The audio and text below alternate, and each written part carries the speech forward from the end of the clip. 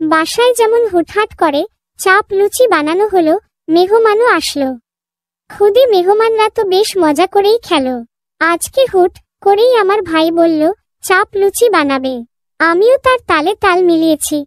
তারপর এক এক করে সব প্রসেস করা শুরু করলাম। মাংসের মধ্যে পেঁয়াজ, রসুন, আদা, লাল মরিচ, হলুদ, জিরা আর ধনে গুঁড়া দিয়ে দিয়েছি।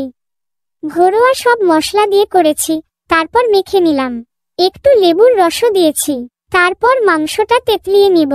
তোমরা কিছু সময়ের জন্য মেরিনেট করে রেখে দিও। তারপর আমি চালের গুঁড়ো ও আটা দুই ধরনের এই গুঁড়ো দিয়ে মেখে নিয়েছি। চালের গুঁড়ো দিয়েছি যেন মুচমুচে হয়। তারপর তেল গরম করে নিয়েছি। পিচগুলো এক এক করে দিয়ে দিয়েছি।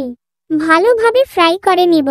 আমি মাঝখানে পিচগুলোকে ছোট ছোট করে কেটে নিয়েছি যেন তাড়াতাড়ি হয়ে যায়। এই তো হয়ে গেল। বাসায় যা যা ছিল তা দিয়েও বানিয়ে নিলাম। আর একটু লেবু চিপে নিলাম। খেতে তো বেশ ভালোই লেগেছিল।